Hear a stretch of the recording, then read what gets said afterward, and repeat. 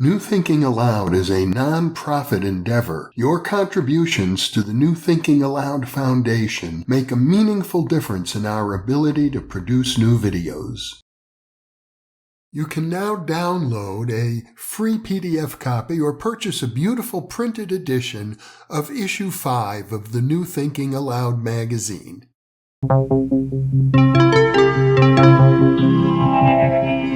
Thinking Aloud. Conversations on the leading edge of knowledge and discovery with psychologist Jeffrey Mishlove.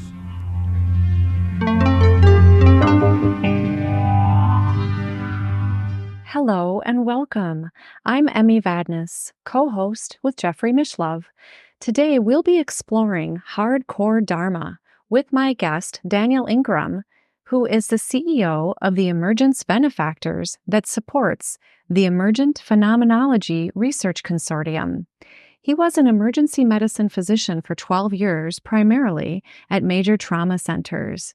He is author of Mastering the Core Teachings of the Buddha, an unusually hardcore Dharma book, and co-author of The Fire Casino with Shannon Stein. If you enjoy this program, please like, subscribe, press the bell icon, and share. Daniel is located near Huntsville, Alabama. Now I'll switch over to the internet video. Welcome, Daniel. It's a joy to have you back with me on New Thinking Aloud today. Delightful to be here. Thank you. The last time we spoke, we talked about emergent phenomenology, what some may experience as spiritual, mystic, or energetic experiences. It's also in the realm of parapsychology, and I'll link to that interview in the upper right corner of the screen. Today, we're going to talk about hardcore Dharma, that you refer to it as that. What do you mean by that term? The name came from the subtitle of my book, Mastering the Core Teachings of the Buddha, an unusually hardcore Dharma book. And where I got the word originally, I don't know, but this is the product of a late 20-year-old, early 30-year-old sort of gonzo type A achievement-oriented kid who was doing very intensive practice in a very hardcore way. So I think while from this older vantage point, kind of amusing and slightly absurd, also does convey something important in that a lot of us in this community were into very high dose practice, replicating old, the states and stages found in old books, and really giving a go at fulfilling the old promises from the texts and traditions, and even some new promises, and seeing what was possible in this life, which does strike a lot of people as being pretty hardcore in terms of what we were trying for and what we were willing to do to try to achieve these things. Now, when you do that, you can cause a wide range of effects, some very positive, some very negative, and some just very weird. But that's I think some of the origin of the term. Now, it may have also come from other places, but then the community ended up being labeled sort of the pragmatic Dharma community, which is kind of like what works more than, say, necessarily following an orthodoxy, though if following an orthodoxy or something like that might work, you could do that too.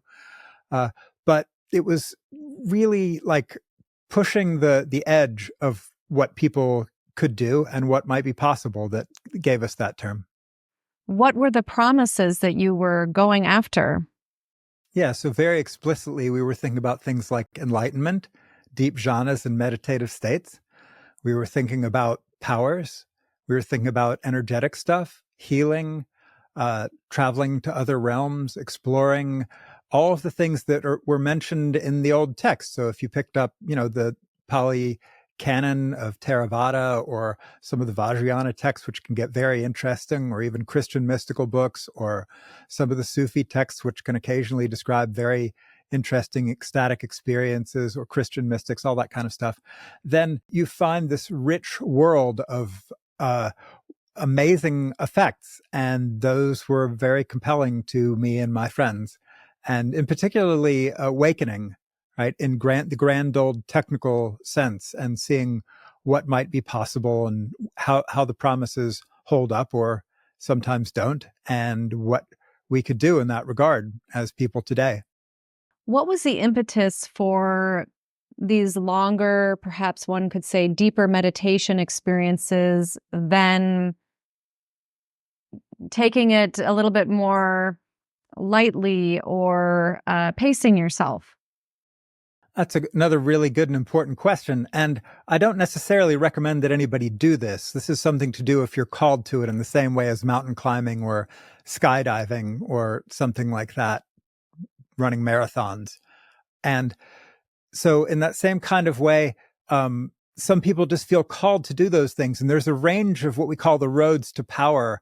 And this comes out of old school Buddhism, but I'm going to slightly modify it. And the things that drove us were a mix of the challenge, right? Wow, somebody else could do this. Maybe we could do this too. As in, why did you climb that mountain? Because it was there. That sort of logic, which does call to some people. Burning curiosity is another one, very important. Another one was the sense of like suffering, like people felt like something was wrong and they needed to fix something, and this maybe promised a solution. A number of us found ourselves already on the path. There was this sense of like something half-baked or that had started and wasn't completed, that we were already in some kind of way that was already unfolding, and we hoped to make it unfold in a way that was more tolerable, predictable, perhaps seemingly controllable, or if not controllable, easier to have equanimity, spaciousness, clarity, wisdom, kindness, etc., around. People were looking for healing. People were looking for knowledge. They wanted to know, a deep sense of that. And some people really, were very kind of bodhisattva motivated. They really wanted to make a positive difference in the world and to attain to wisdom and internal transformation to be able to help others. And most of us had a mix of all of those and more at various points. But those were some of the, reasons that like, oh, you can just kind of calm down and feel a little better when we were finding these books that were promising vastly more and vastly more interesting things to us. Do you feel that you and your friends were able to attain what you were looking for? Some of us, yes, very much. Absolutely. So the revelation was that a lot of these experiments are replicable. What they wrote down in the old instruction manuals and promises, a lot of it you can do today. And the more of it we found that was true for, almost the more that called to us of like, oh, can we do the rest of it? Is that also possibly true or possibly attainable, at least by some today, at some price we were willing to pay in terms of time and cost and loss of time with family or knee pain or whatever it was we were paying with. And so for those in my community, a lot of people began to realize that, in fact, they weren't just making all this weird stuff up. In fact, a lot of us who started like, okay, maybe awakening's possible, but this other weird stuff, no.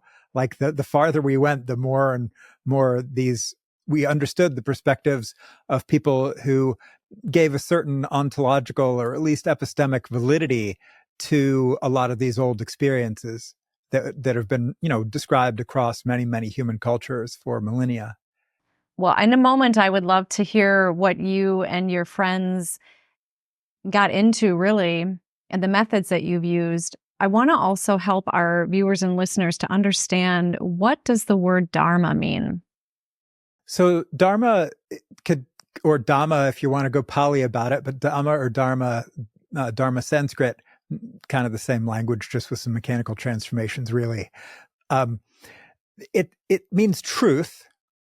But it could mean a lot of different types of truth. So it could mean the experience of a moment as a very direct truth, a very literal experiential truth. Like each moment could be called a Dhamma or a Dharma. And then you've got the sense of it being the truth of how things are.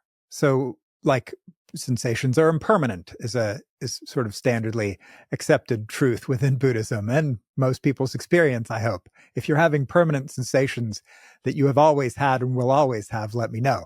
But these kinds of basic essentials that seem to be, or things like a little more abstract but kind of practical, hopefully things like the law of karma might be considered a dharma, or things like the teachings of a wisdom tradition, such as in this case, Buddhism and other traditions that help you understand how things are. So it might not just be like the moment of how the moment is, but also statements of how moments in general and experience and reality are, but also then how you realize these truths for yourself, teachings that point to methodologies for finding those things, are the three major uses I'm familiar with, and there are probably others. I had the great pleasure to speak with Robert Thurman, and he suggested that the goal, if you will, is to relieve suffering. Well, it's certainly one of them, and certainly an extremely important one, as I mentioned in The Roads to Power, to relieve suffering, to heal, to reduce suffering for oneself and others, all beings. These kinds of aspirations are extremely important. And clearly, I'm not, sort of a strict Buddhist in the sense of that being the only tradition that has had profound influences on me. But I certainly feel in some ways the most at home in some of the Buddhist traditions. Not that I don't find uses in others as well. But the Buddha, when asked to be really succinct, when asked what he taught, would say suffering and the end of suffering. And so I think that's very valuable. But I think and from a certain point of view, that's kind of true. But the Buddha also, and lots of other wisdom traditions, teach what to me seems like vastly more than that. And maybe you could analyze each of those little things and say, yes, but really the only reason to know that is to suffer less. I'm not sure that's true. Like, there are lots of other possible goals that might be useful, or to have somebody else suffer less. And there are aesthetic considerations that aren't just necessarily quite strictly and purely about suffering.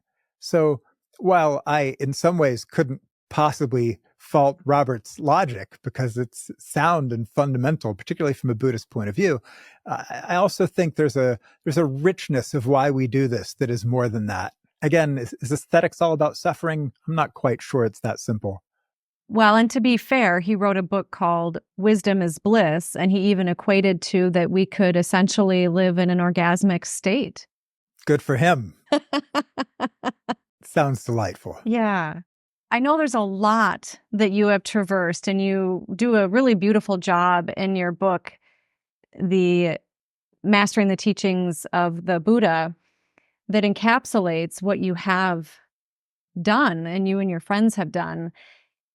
I imagine those listening would love to know, what is it that you have done that has assisted you to expedite essentially what a lot of people might really be after in life? The first thing is, my path is my path and other people's paths might be their paths. So if I'm about to say this with a high degree of enthusiasm, which I think is going to happen because people tend to be enthusiastic about the things that really worked for them, I want to qualify that with, please don't think I'm trying to come off as preachy or you should definitely do this or this is the right path for you. I've had a lot of friends that had very high degrees of success through a wide range of methods and emphases and styles and ways of conceptualizing and framing things. And so that's the first sort of caveat I want to give, because I can get pretty enthusiastic about these things. So what I found really exciting was really basic teachings, really simple lists like Eightfold Noble Path and 3 characteristics and 6 sense doors, 3 trainings, basic stuff like that, which is kind of Theravada Buddhism and in some ways general Buddhism 101, right? And a lot of other things, traditions too. Again, I could talk on about all this other stuff in a second. So, but the thing I really personally like is incredibly simple things done in really high dose. Like noticing the sensations of your breath arise and vanish as fast as you can with as much precision and clarity as you can every second for like 16 to 18 hours a day. For day after day after day. That's my idea of a good time. And I found that kind of practice, personally, for me, a mix of jarring and revelatory, transformative, and sometimes harsh and edgy.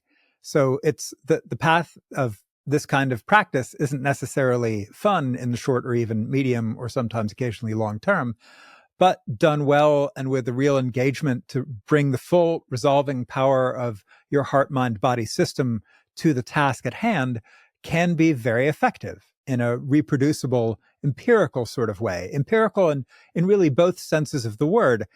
Empirical in the British empiricist sense of looking into your experience as a primary source of knowledge, like in the David Humean sense, but also empirical in the sense of a scientific experiment that if you follow these instructions found in the old books, they just happen to work, at least a non-trivial portion of the time.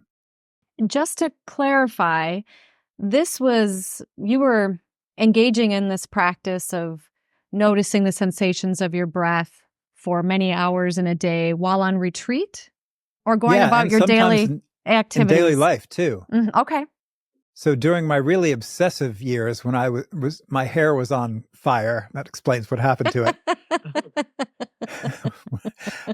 That's why a lot of Buddhists don't have hair. That's it. That's actually it in a nutshell. No, back when I had hair to be on fire, every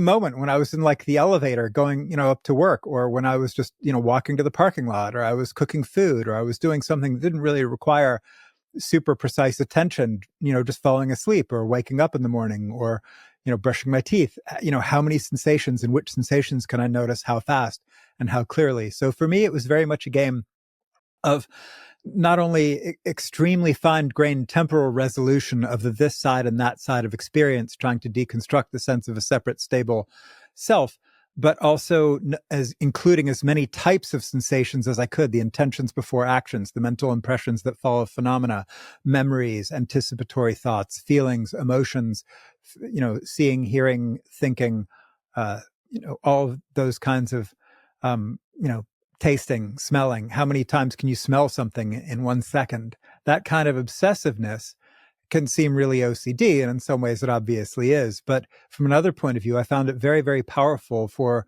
realizing the stuff they talked about in old books like the Abhidhamma, where they were breaking reality down into this very fine-grained moments of mind and types of experience, and seeing, okay, if they could see that 2,500 years ago, or 2,300, or 2,000, or however old you think the Abhidhamma is, can I see that? Can I perceive that? Can I feel that, hear that, smell that, taste that, see thoughts with that high degree of not only temporal resolution, but also inclusiveness of not only just the foreground, but also the background and the space in between.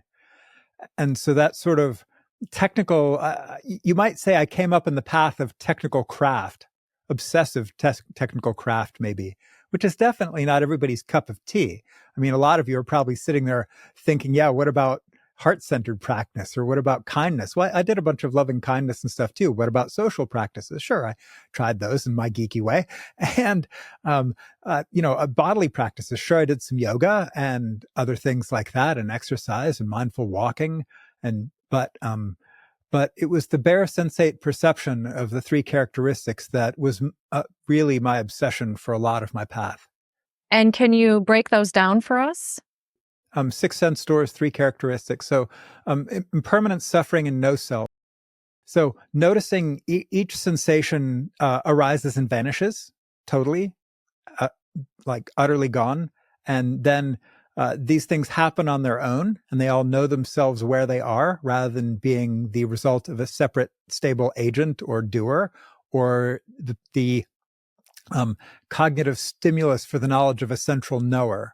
So instead, noticing every sensation arises where it is, does what it does on its own, extremely quickly, in a way that is impermanent in both a digital and an analog sense, and to be able to see both of those. And then suffering, and then to notice that is, if you make even the most subtle dualistic anything out of any pattern of sensations, there is a grating fundamental tension in that can be resolved, in my case, layer by layer. How long before you started to receive results or experience benefits of this practice? Well, it depends on how you look at it. So I'm one of these weird kids who I was able to get in some really blissful and peaceful states when I was 3 and 4 years old. So I was a young kid, and I could do relaxation stuff. I would later come to think of using terminology such as jhanic factors, or jhanas, which are states of calm, peace, bliss, etc., that are found in technical Buddhism. And again, there's a lot of debate about how people use those words and what constitutes a jhana. But these things I could get into when I was very young had some relationship to jhanic practice, felt very straightforward to me. And they started to arise. I lost the ability for over 2 decades, and then they started to arise on retreat as these very powerful factors that I was like, oh, I know that one. I had that when I was a really young kid. So, and it turns out if you actually really carefully ask questions of people, including sometimes people's own children, and they won't even know it because nobody bothered to ask them, about kids or people about their childhoods. It's not uncommon for people to report these sorts of experiences when they were really young, or at least some of them, and to have had some kind of taste of something. And so I was actually quite young when I started having some benefit from what I didn't even know was practice, but it turns out was. And then I was about 14 or 15 years old when, trying to have better flying dreams and attempting to visualize flying, I had my first major explosion of consciousness and my first time traveling out of body. Then I started having weird energetic and other bizarre mood and perceptual stuff that happened for about 10 years in a semi-cyclic fashion that I really had very little understanding of, until I ran into technical Buddhist meditators and started going on retreats and started having these experiences very reproducibly in incredibly condensed time frames that, maybe something that had unfolded over, a few years started happening in days on retreat or weeks. And so I was like, hey, I know this pattern, but now it's got this periodicity and this predictableness to it. Like each retreat would have kind of an arc of ups and downs. And okay, now I'm starting to recognize that. And then on my fourth retreat, I was introduced to the maps. And the maps in this case were in a little book called Practical Insight Meditation by Mahasi Sayadaw, and later the Visuddhimagga and the Vimudimagga and the Abhidhamma. And then once I realized there were maps of this stuff that seemed to be freakishly applicable to my own practice with levels of detail I could never have imagined, of like explaining all this weird stuff that had been happening to me for my life up to that point, I was off and running, trying to figure out, well, where do these things lead? What do they do? What can you do with these? And that became part of my obsession. I believe you share in your book that, to your point, that you were able to have these blissful experiences as a child. And, there's even a phrase, a question of, what is your most happy childhood memory? And so people can have these different experiences at different points in their lives. And for some people, they might need to or could meditate or other practices to help them achieve that. But it seems like it's not necessarily linear in that development. Definitely not. And why I lost the ability after about age 4, and I know this by where we lived, because we moved around a lot when I was a kid, so I can time stamp things pretty well in terms of the age I was. Why I lost those abilities, I don't know. The path is definitely nonlinear. I know plenty of people who have gained and lost various abilities along the way for various periods of time, some never to return. So it is a strange thing. The maps at least partially explain some of that, but certainly not all of it. And again, these maps have been, people just noticing the patterns of practice and describing them, sometimes through semi-orthodox lenses, but some of them very, very technical and descriptive and nuanced, in the same way that like an anatomy or embryology textbook might be. And so, at least for me, I found that the maps did have a lot of explanatory power. And again, they do predict some point where like you may have all these cool stuff and then it all fades away. It's not uncommon for people. And my guess is some of you in the audience, if you're interested in these sorts of topics, at some point probably had what like Abraham Maslow would call a peak experience, as well as a lot of the transpersonal kids would. And I would probably call something like the arising and passing away. And somebody else might call like a Kundalini opening, or a conversion experience, or pick your initiatory experience, or knowledge and conversations of one's holy guardian angel, if you're in a Western magical tradition or something like that. But if you've had one of those experiences, that makes it way more likely you'll be into this stuff.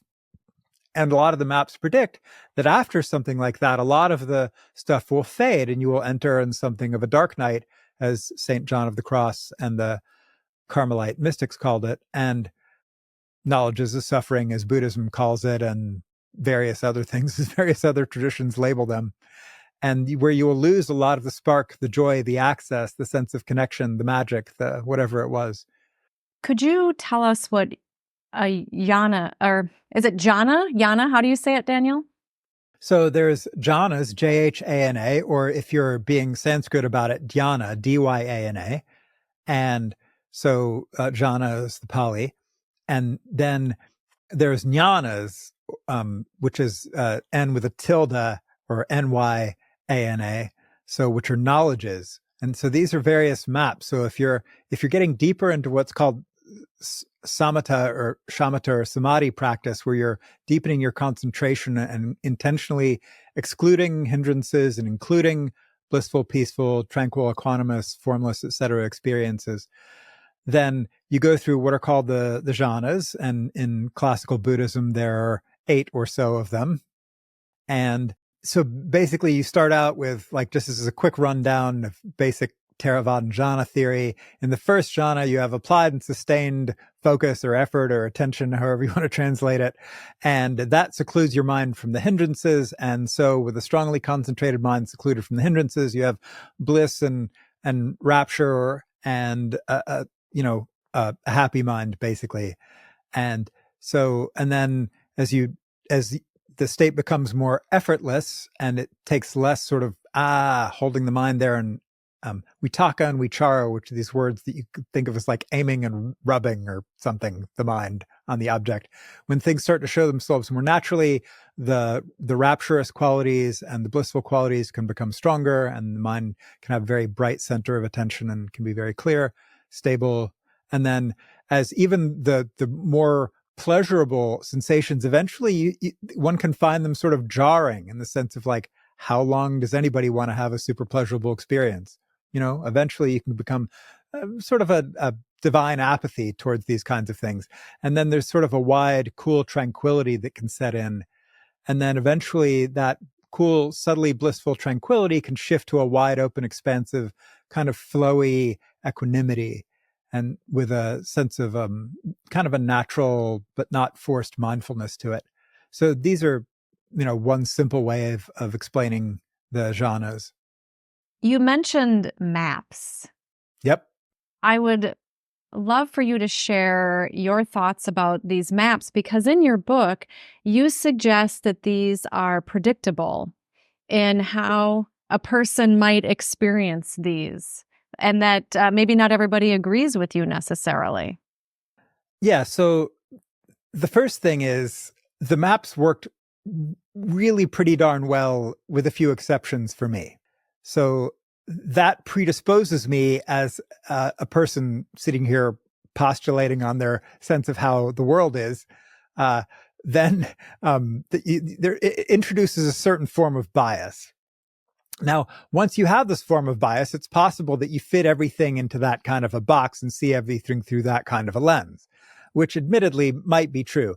That said, I'm something of a frantic and fanatic student of maps, and I have probably 100 books on this much bigger than you can see set of shelves behind me that are some sort of a map of this kind of territory through the lens of some kind of tradition. I became a fanatical student of the maps and reading quite widely basically every single thing I could possibly find on them from every tradition I could find, and comparing and correlating them, and sort of found myself kind of doing like a PhD for myself of what are the maps and what are they like and what do people say about them, kind of that amount of reading and thought and synthesis. And while you do see differences, there are also some clear patterns that to me just stand out. And having been on a bunch of retreats and taught a bunch of different people on retreats, particularly when people do intensive practices, and particularly certain ones, it is very common to notice very stock and standard patterns of the way people move through this. And you'll see whole groups kind of going through this, even if they don't know what is happening with the other person, because it's a silent retreat and they're not talking to anybody, that kind of thing. And having talked to literally thousands of people about their adventures, there's almost nobody who I didn't recognize at least substantial pieces and parts of the maps, even if they had unique or seemingly unique and interesting variants with their own personal takes and quirks. And the maps can be complicated. So things can unfold in different orders, and depending on the emphasis of what sense store you're preferencing, things can look very different. But one way or another, I have come to believe that the maps can lend a tremendous amount of normalization for people going through what to them might just be baffling or weird, or think nobody else could possibly have gone through something like this. It can be very, very helpful for a lot of people, although there are people who really do like to feel super special and they don't like being told that maybe someone else had an experience kind of like they had. So you do run into that sometimes.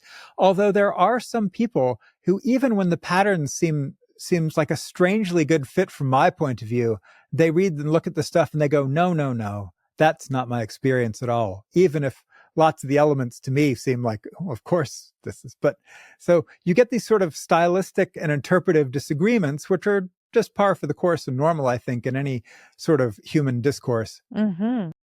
And someone may also be wondering, how long will this particular stage last? Yeah, and that is highly unpredictable. So while it is true that on retreats, things are more predictable, that is also, there are incredibly wide and long tails on this.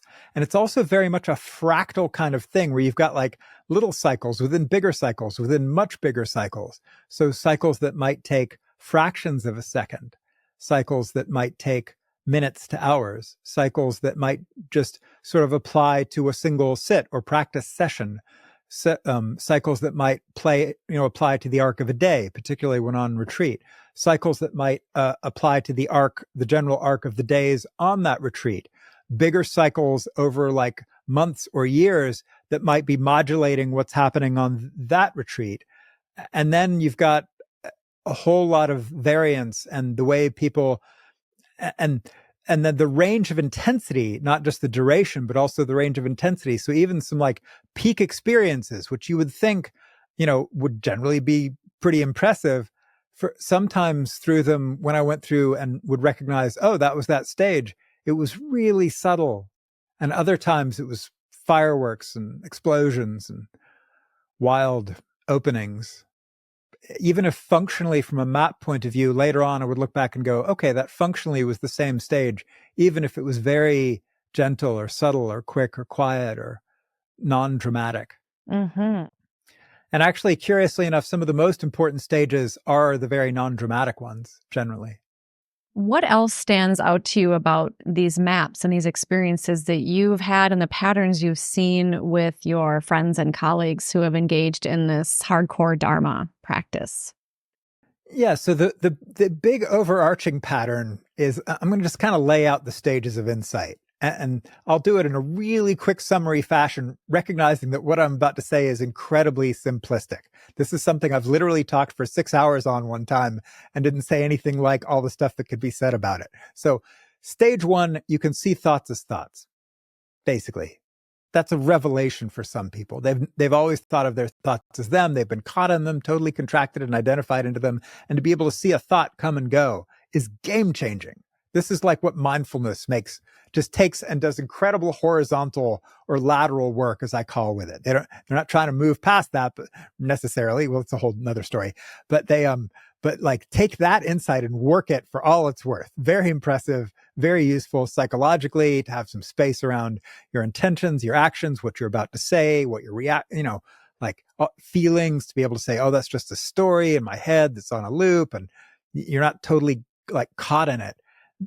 Game changing, like mental health major upgrade. Yeah, because you're fan. able to step back from your thoughts and observe them without either getting caught up in them, or maybe even you can notice the ways perhaps that you judge yourself or judge others, and to realize that you aren't necessarily your thoughts per se. There you go. So that's bringing up a next point of you're not, you. It's not just the recognition, but also an existential implication of who you are and who you aren't. We're getting there because that's an important thing. Yes. Right. But yes. So, and then the next thing is something called cause and effect. If any of you out there have ever meditated and found you were kind of messing, like paying attention to the breath and you were kind of messing the breath up, like the intention to pay attention to it was somehow interfering with it, making it feel unnatural or forced or kind of something weird. That's a stage called cause and effect. And that's where you can begin to see this curious thing that happens between attention and phenomena in this very kind of almost mechanical sort of a way. That's I'm not going to dwell on that one, but it's a very interesting topic. The next one is a stage we call 3 characteristics. Tends to involve asymmetrical muscle tension. This is like day 2 or 3 on a retreat where you see everybody shifting posture and building their nest and suddenly doing yoga and trying to figure out why their body hurts so much, and their knees and their back and their neck and their jaw, and like they're sitting like this and they think their posture is straight. And, you see all this. Anyway, 3 characteristic stage. If you've ever run into that one, you may have, and it can happen in daily life too. So a lot of spasmodic torticollis and weird, and it can feel very much like energy is kind of stuck, or like an emotional body armor thing. Like massage therapists get a lot of business out of this one. So as do trauma people, right? Because then the next thing is when that starts to move, the energy feels like it starts to move, you get into the next stage. The next stage is called the arising and passing away, or the A and P, as I tend to shorthand it. And the A and P is one of the most important stages on the path. And I'm going to talk about it in very dramatic terms, recognizing that it can be very subtle. So it can be really a delicate, quick little thing, but sometimes it can go boom. Basically, if you've ever heard any like, this meditation thing blew my doors off, use the word orgasmic. Anything about vortexes, energy, chakras, explosions, bright lights, raptures, body trembling, spontaneous openings of powers, nearly all of that I'm going to throw in that stage. It's a huge topic, but the essence of it is, like, the mind has gotten much faster, much higher resolution. A lot of positive factors have come on board, of equanimity, of mindfulness, of energy, of concentration. It's like, whoa, I can meditate. This is exciting. A lot of positive factors can start coming on board, in a high degree of mindfulness, concentration, increased ability to sit for a long time, reduced pain, increased high resolution, precision of mind, perception of vibrations, which is arising and passing away, means that your ability to perceive individual sensations in the center of attention arise and pass away. And it's an extremely powerful time that, again, I could talk about for hours in all its variants. But my guess is some non-trivial portion of the audience has had this sort of thing happen to them, or you wouldn't be interested in these topics. It's also kind of a point of no return. It's like the beginning of spiritual adolescence. It's a thing that happened to me at around 14 or 15 when my consciousness went boom. And it can happen on psychedelics. It can happen on a wide range of circumstances. It can happen in childbirth. It can happen for no particularly obvious reason. It can happen certainly on intensive meditation retreats, and some techniques seem to be particularly good for getting people through this stuff. Kundalini yoga and all of that are specifically designed to do this. So anyway, so you go up usually, although for some people it can be scary and jarring, and the movements and the raptures and the stuff can be very not what they were expecting. And like, consciousness exploding is not always that fun. So that's the A and P. And then the next stages kind of come as a package, as we say, and they're called the knowledges of suffering. And there's 5 through 10 in this model: dissolution, fear, misery, disgust, desire for deliverance, and a mildly named one called reobservation that actually is the hardest of them all. And then if you get through all of these in some kind of way, then equanimity, which is this open, expansive, spacious, peaceful, everything's fine. What was the big deal? It's not particularly like high drama in any direction. It can feel quite wonderful and clean and clear, or just super ordinary. And then after that, formal stages of awakening. So that basic kind of pattern I just see again and again and again and again and again in people, which has made me something of a rough clinical perennialist, where I think there's a lot of human variation of technique and upbringing and everything, but there's also something about the way our minds work and process reality that often, though not in everybody, can go through these.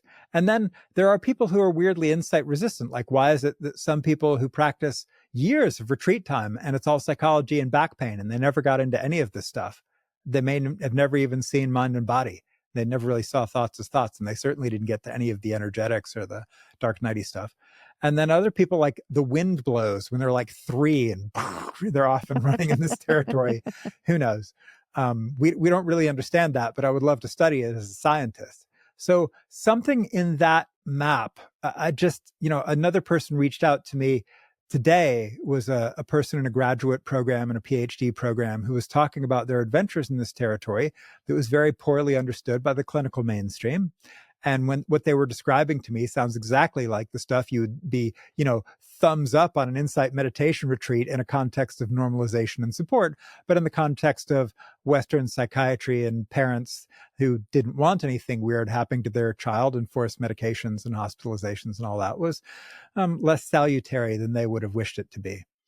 So the EPRC then is trying to figure out how some version of appreciating these patterns, which have been described across many, many traditions, can usefully inform the clinical mainstream in terms of the the perils, but also the promises for transformation, healing, growth, perceptual upgrades, emotional resilience, psychological well-being, and an increased ability to do something useful in the world, hopefully, which I think are dramatically underappreciated in the Western mainstream.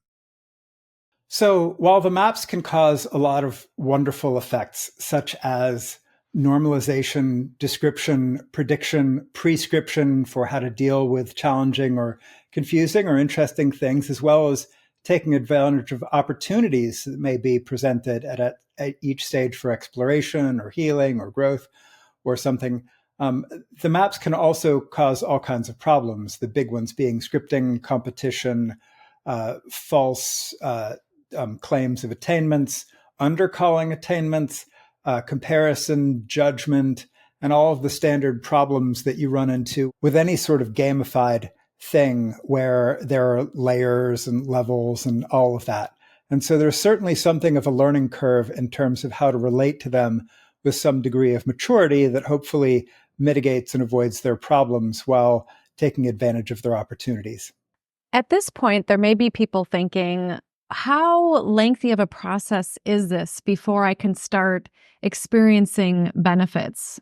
It's incredibly variable with people who spend tons of time doing these things and honestly don't get a lot other than some very basic skills of attention control, hopefully, and dealing with their stuff and their bodies. And then there are others who, in strangely small doses, have remarkable effects and everything in between.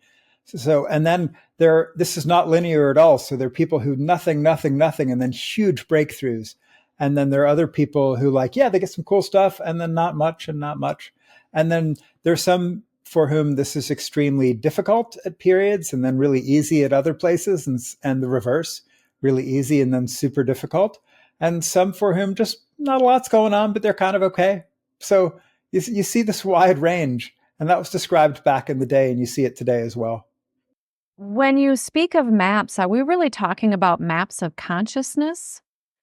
We're certainly talking about maps of experience, and we're certainly talking about maps of energetic effects, and we're certainly talking about maps of various emotional effects, sometimes movement effects, perceptual effects, existential effects.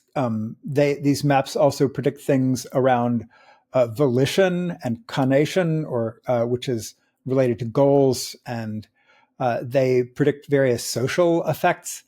And so a wide range of those kinds of effects, the degree to which they have anything to do with what consciousness is, or questions like that, is highly debated. They can certainly produce a wide range of what I would call noetic effects, which is a sense of a deep knowing that what you are experiencing or your interpretation of that experience is somehow very true. So the sense of, this is it, this is the thing, I have understood, eureka, that kind of vibe.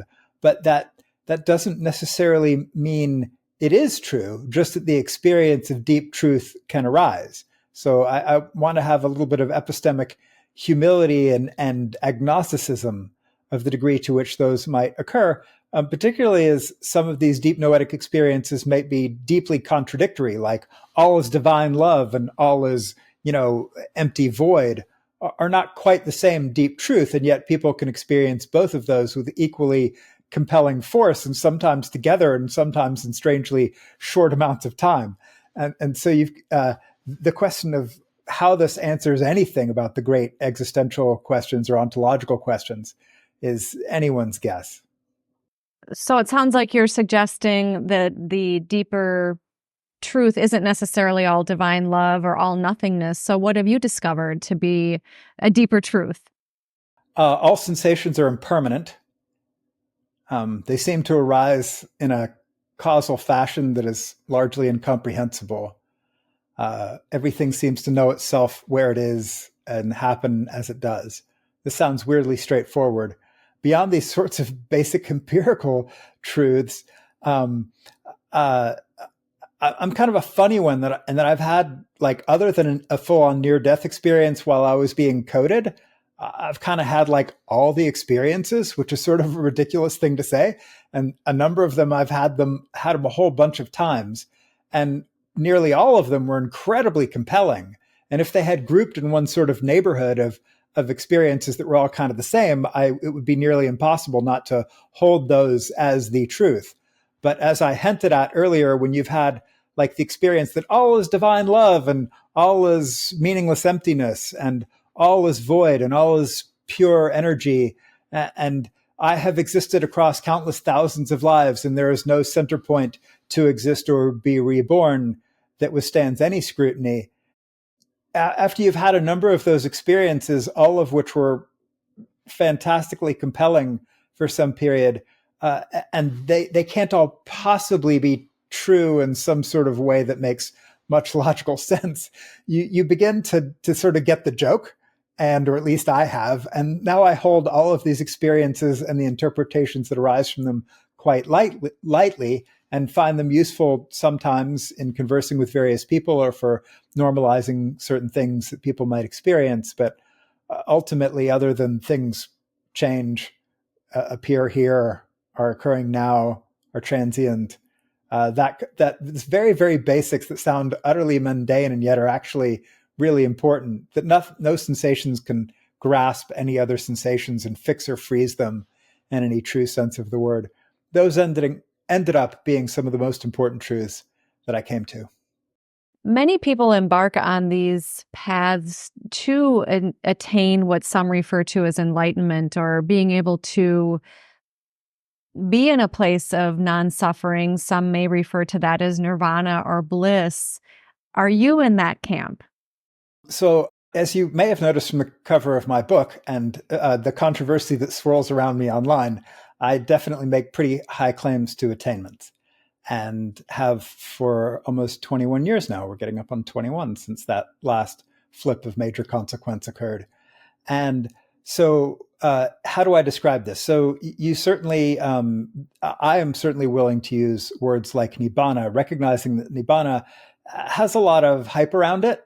When you actually look at how it held up in the old days, like even the Buddha got headaches and back pain, and sometimes got so irritated with the Sangha that he would, wander off and leave them to retreat on their own because he was so fed up with them, and ended up dying in a state of agony from whatever abdominal malady was afflicting him.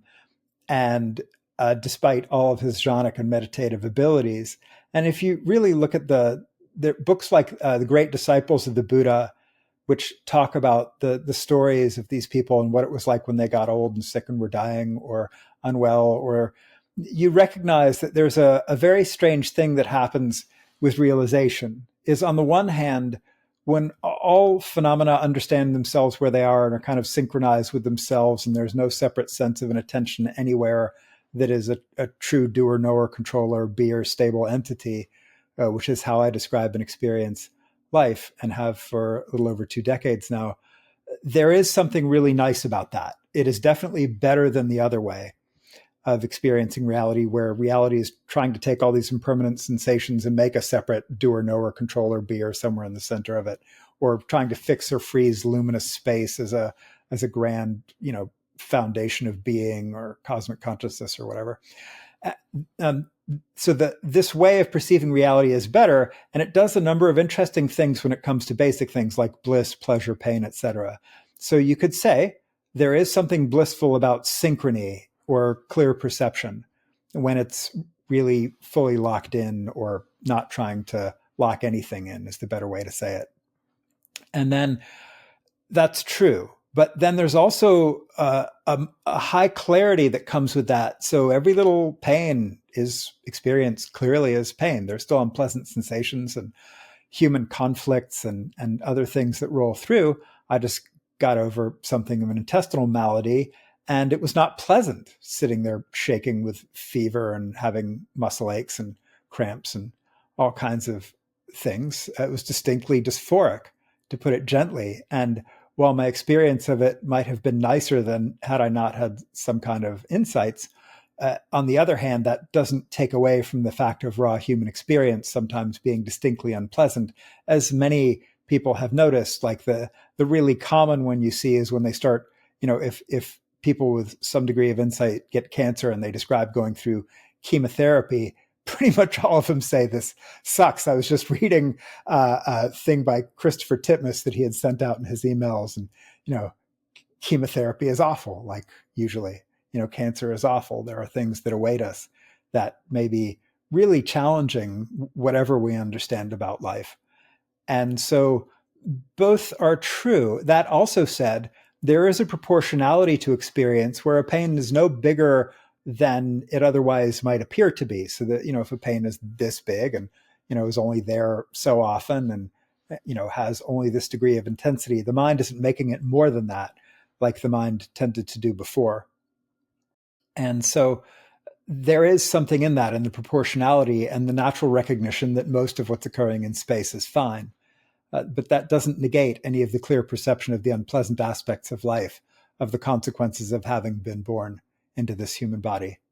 What was the consequence you mentioned 21 years ago? 21 years ago is when I was on retreat and the thing flipped over and stayed flipped over into the clear perception of everything just being where it is, doing what it does, utterly transient, utterly immediate, knowing itself where it is all the way through without any exception anywhere to be found anymore. So that's how I sort of phenomenologically describe whatever happened to me. And you can debate what words we might use for that, but that's the phenomenological description. And since there are the arising and passing away experiences, and much of what we experience, one could say, dissolves, and you also say in your book, we are not our mind or our body, then what are we and what can we hold on to, if anything? So from a Buddhist and my own experiential point of view, trying to hold on to anything in that sense of perceptual stability to make a place where we land, where we are, is part of the problem. And this is why realization can be a tricky thing, because that is not intuitive. Existentially, there is very much something that's like, trying to not have just the groundlessness, the true ephemerality and transience, the utter ungraspability. And so for a lot of us, like me, it took a lot of work to try to unstick that habit. And some people get it much more easily than I did. I had to use all kinds of fancy methods and intense techniques and a lot of theory and careful investigation. But so in terms of the sense of a stable place that is a centralized knowing, doing, controlling self, you can't actually find one. Psychologically, existentially, that's definitely something of an acquired taste. And the layers of that unfolding in practice can also be something of an acquired taste, to put it gently. Not everybody likes this process. So how do you relate to yourself or your non-self now than you did over 20 years ago? So there are a lot of fronts on which one might look and try to answer that question. And I'll start with the most ordinary. From a very ordinary point of view, I'm still Daniel talking to you, sitting here on a couch in front of a camera with a microphone and headphones and all of that. And so that kind of ordinary interpretation and parsing of reality is still very much there. I pay bills, I'm in a marriage, I have a family, all of the ordinary stuff, that way of perceiving reality. And this is going to bring us into the three trainings, which we were going to talk about. You had mentioned morality earlier, and I'm kind of wrapping back to that one. So Buddhism is traditionally wrapped into or divided into three trainings, each of which have very different assumptions about reality. And the first training is sila or shila, and it means something like ethics or ethical body, speech, and mind action, or living wisely in the ordinary world in a way that hopefully reduces suffering and increases happiness. And if that first training very much assumes a self, it assumes an agent, it assumes time, it assumes a past and a future, it assumes a Daniel that 5 seconds later is still a Daniel, it assumes a you that is still a you, and all of you in the audience. So it makes very ordinary assumptions about reality. And then it says, in an ordinary way, using these ordinary assumptions, we should use ordinary skillful actions of body, speech, and mind to live skillfully in the world. From a psychological point of view, obviously, I can still say, oh, I have issues, or I was, talking to my dad and we were reminiscing and about his stories, and use I in a totally ordinary sort of a way. Again, with the assumption being that there is time, past, present, future, and that all of those have some functional validity from an ordinary working point of view. So that's one way of looking at reality. And with regard to that, in a lot of ways, I seem to be relatively ordinary. Nothing particularly special. And then from a second training point of view, the second training is a little different. And that's the one we were talking about earlier with regard to jhanas or dhyanas. And the second training is about very special states of mind. It's about excluding qualities of mind we don't want. It's about including qualities of mind we want. And it's about learning how to tune the sort of attention and experiential control levers of the mind in very precise ways to train the mind to be able to get into very skillful states. So it's kind of a very refined and specialized skill set in some ways, though it can have implications for psychology and also can help support the last training. But then you have this last training of wisdom, and its assumptions are totally different. There's only now, and now is totally transient. Everything is utterly ephemeral. None of these sensations imply any I or self or true doer, knower, controller, beer in the deep existential perceptual sense. And it's actually possible through these techniques to have the entire way that reality is both perceived and interpreted to flip over, and everything's just happening where it is, knowing itself as it does all the way through for everything. And again, that generally happens in stages. And with regard to that point of view, it is very nice to notice the direct experience of thought as an intrinsic part of just this field of stuff happening. So that does have psychological implications, like the fact of any thought occurring is just a wispy little thing, like barely noticeable in terms of its colors and textures and how loud the sound of it is in comparison to, say, the lights or the camera or the room or the couch or the laptop, any of those things. And so that provides a lot of space around thought. It's not quite the same as no thought, but it's like 99% of the way there, which is really cool because like what percentage of your experience of the room, for example, is the colors and textures and sound of your thoughts? Not even a percent in terms of the strength of them. And having that kind of baked in to perception really does give a lot of space and ability to have a sense of humor at the absurd things that thought thinks and to have some looseness around these kinds of things. And that's nice. And it also does change some very fundamental existential emotional something around questions of life, death, being, grasping, and some of those things. Although they're not as easy to define as they typically seem to be in the old text, which from my point of view kind of simplify and dumb down what actually happens. How do you relate to your life now compared to before you got on this hardcore Dharma path? Let's see here. The first thing is I found it vastly more meaningful.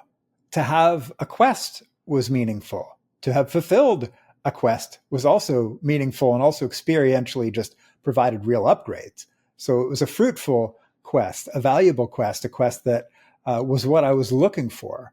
And that sense of having satisfied the insight element, a lot of people, and me included, while I was sort of crashing around on this path, can feel very called out.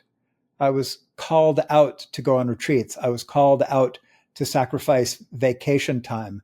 I was called out to not watch TV. I was called out to basically give up playing music most of the time. I was called out to have very limited friend circles. So there was a lot of being called out to do something that seemed special and important and very relevant and interesting, fascinating even, and sometimes rewarding, if sometimes very challenging.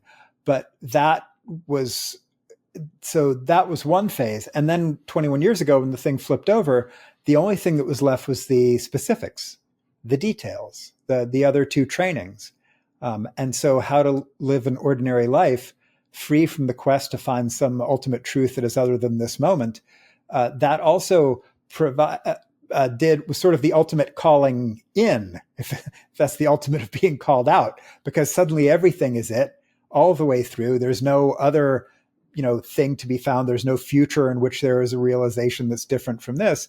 And so the only thing that was relevant is the experience of this moment, cleanly and clearly in a life well lived now. And that galvanized a tremendous amount of energy that previously had been dedicated to the quest to do useful things like, continue my medical education and to, help people philanthropically and to volunteer with the projects I now volunteer on and try to make a positive difference in this world. When aesthetics are all that is the only thing going on now, all of the energy can be dedicated to that. And that's really nice. Yeah. You're able to be very much in the present moment.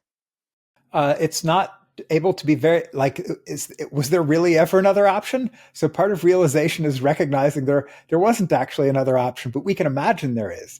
Even when we think, oh, I'm not really in the present moment, well, that thought is in the present. Or if there was a moment when attention wasn't that clear or focused or seemed lost in thought, even the direct experience of being lost in thought is a direct, clear experience. So, but recognizing that obviously is somehow transformative and better. The awareness of being in the present moment. Yes. Do you like that better? Or it's a recognition, really. It's a remembering. It's something like that. Mm-hmm. It sounds like it took a lot of discipline. Yes. My particular path did. That's true. A lot of renunciation, a lot of discipline, a lot of hard work. But that's not true for everyone. Some people do better in the path of service or with path of love or the path of whatever, community. I did a lot of hard cushion hours. Okay. A part of Buddhism is non-attachment. At the same time, it sounds like there are states of consciousness that you prefer and are able to call up on demand. Yes. And that's why I continue to, find myself in scanners and with wires on my head and EEG and stuff. Yes. How do you resolve that non-attachment with some attachment, it seems, perhaps? Well, there are two different meanings of attachment. So there's attachment in the sense of ordinary preferences. So to prefer pleasant states of mind or peaceful states of mind to unpleasant and unpeaceful states of mind or body or emotion or whatever is hardly a surprise. And even if you know people who have various degrees of awakening, you still find the same thing. That said, I'm guessing the Dalai Lama has his favorite food, for example, or like prefers his robes clean to dirty or, those kinds of things. And and prefers to be healthy rather than not healthy, And so preferences arise naturally as part of what the universe does. They are causal and they are ungraspable. They are unstoppable. They are a natural part of an unfolding of the universe. And it is that recognition of the ungraspability and the naturalness that is the deeper meaning of attachment. So non-attachment, meaning the mind is not constantly perceptually attempting to go, that is a thing that I can hold to.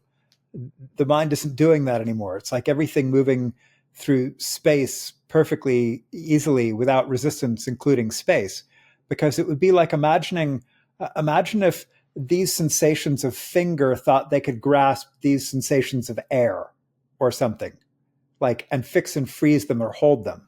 Well, that's obviously sort of a ridiculous notion, but the sensations that the notion that the sensations of our eyes or face or sinuses or chest or heart could grasp or fix or freeze a momentary fleeting thought of ourselves as an identity is equally ludicrous. And yet we spend, substantial portion of our lives often believing at a very deep perceptual and interpretive level that is what is true. Mm-hmm. So when that stops, there's something really nice about that. Yeah. You're able to be more in the flow and resilient. That is definitely true. More in it, like utterly in it. It's not just more. It's a total in the thing because the whole thing is doing itself. But again, it's a recognition of that. The whole thing was always just flowing with itself. even with its confusion or its attempts to grasp. Those were just things that were part of the natural flow and unfolding of the universe. Yeah. It's already there. We're already there. It's already occurring. You mentioned that you sometimes are hooked up to EEG machines. Can you share a little bit about why you have had those experiences? Of being studied in neuroscience. Sure. So my friends Willoughby Britton and Judd Brewer, some 10 years ago or so, maybe a little over, brought me up to Yale to study me in fMRI because I claimed to have some attention regulation abilities that were strong, and they wanted to see if that might be true. So they put me in a scanner and got me doing various tasks. This is an fMRI. And got to see like, hey, can this person actually regulate their attention the way they say they can, at least in a scanner? And can we measure that to some degree? And they were measuring something called the posterior cingulate. And the cool thing about that study was I actually got to see about 8-second delayed feedback of when I shifted into various attention modes or did things with my mind and experience. I could get to see what it did in terms of increasing or decreasing the blood flow to a particular region of my brain. And that was pretty neat, and got to see, hey, seems to be what the PCC does when I shift attention this way or tune it that way. It seems to get more or less deactivated. And the PCC, or posterior cingulate, is part of what's called the default mode network, and its job is regulating attention, and in various specific ways. What I think it is, just or at least in me, it seems to be the switch that tunes in or out this space. So like, if people are like, what's on my calendar next Thursday? When they do that, usually their eyes go up to one side and they're activating the PCC. And that takes the sensory information of ordinary sight, sound, body, kind of dampens those down and allows thoughts, which are super wispy things, to become much stronger. So you can see what's on your calendar next Thursday or something. And so that's what I think the PCC does, and at least in my experience. And then when they were but the problem is an fMRI is $1 million toy. So if you're trying to figure out how to teach people to regulate their PCC and regulate their default mode network and be able to, tune in or tune out and have a metacognitive capacity about that, you want to do that with a cheaper device. And so Judd then had me come up to Yale and then UMass a few times to test out a beamforming algorithm where they basically have an $80,000 toy rather than a few $1 million toy. And then can you figure out how to image the PCC, which is kind of in the middle of the brain. So not that good for EEG, but with fancy beamforming algorithms, you can do it and say, hey, can we image this thing in a way that's, still expensive, but much cheaper? And so I got to help them test some of those algorithms, and it turns out you can. And then the goal of that was to create a commercial product that's not what ended up actually happening. And then what I did learn through that process is that with wires on my head and under pressure and in a 130 decibel shaking fMRI, I can do some cool meditative tricks. And then that led eventually to further neuroscience studies at Harvard, and then Vanderbilt, and now Imperial College London, and hopefully some others at some point. Well, I would love to have more conversations with you about the research studies where you have been a subject, a participant, and also that you have conducted yourself as well. Yeah, so I did buy a little low-end research grade Cognionics Quick 20R, and we've actually got a paper that's come out. So if you look at, there's a paper out of Harvard on cessation.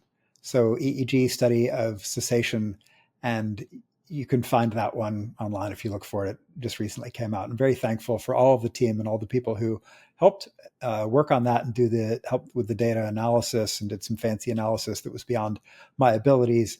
And we're starting to demonstrate that some of these insight stages may have very particular signatures that you can see on EEG, which is cool because for years people have been like, oh, is this real? And do people actually do that? And how do you know? We can't really trust anybody. Maybe soon enough, you kind of maybe can. We'll see. Still very early days, but that's what it's looking like, at least for a few of these. And an EEG is an electroencephalogram that measures That's right. the brain waves or that may be correlated to different states of consciousness. Yep. Mm-hmm. For those listening who are very inspired or somewhat inspired or inspired enough who want to either begin their own meditation practice, where do you suggest they begin? Or maybe they already have a practice and they've been maybe kind of on and off with it. What kind of tips or suggestions do you have for them? That actually typically is a very long conversation because I don't have anything like a one-size-fits-all approach, nor do I necessarily think there even should be such a thing. Usually it begins with a discussion of goals and aesthetics, of what people have tried, of what they liked about it and what they didn't, of what they're trying to do, and then really what they're trying to do, and then really what they're trying to do. I can't tell you the number of people I talked to who initially is like, I want to gain enlightenment. Okay, great. Why do you want to do that? Because I want to wake up. Okay, great. Why do you want to do that? And if you ask like 3 or 4 more questions, it's because like I'm having a lot of fights with my boyfriend or girlfriend and I want us to be able to get along better. And then like, maybe that deserves its own attention on its own terms, and you shouldn't necessarily assume that enlightenment is necessarily going to fix that. And so usually questions of goals, of resources, like do you have, 2.3 kids and 1.5 jobs and, aging parents or whatever? Or are you like some trust fund kid who could wander off to Asia for a year and crash around and have your life potentially be somewhat destabilized for a while, and you'd likely be fine, hopefully. And so, or, what's your kind of underlying baseline level of mental health coming into this, or physical health? What are your obligations in this world?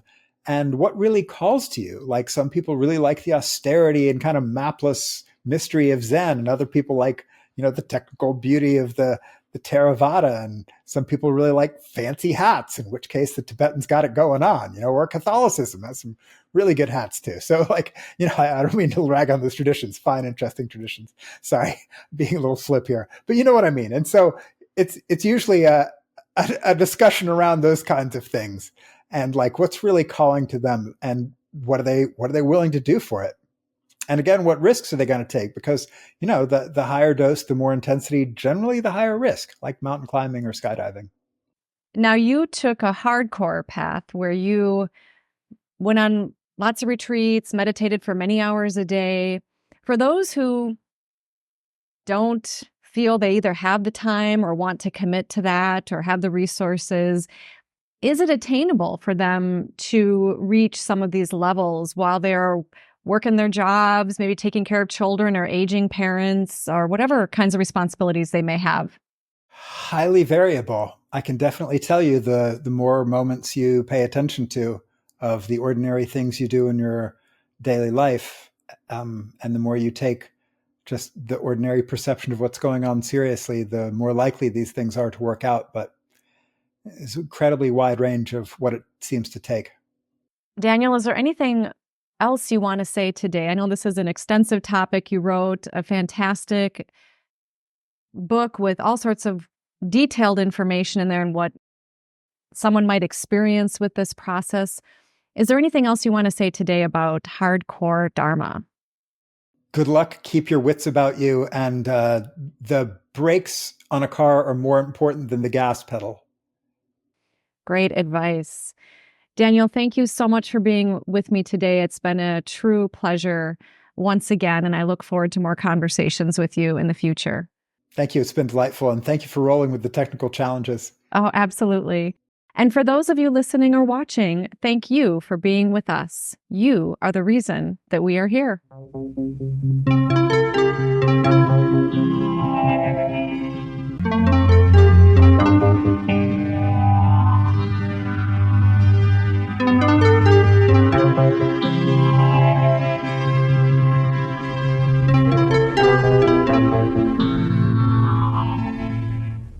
Book 2 in the New Thinking Aloud Dialogues book series is a tribute to parapsychologist Russell Targ celebrating his 90th birthday.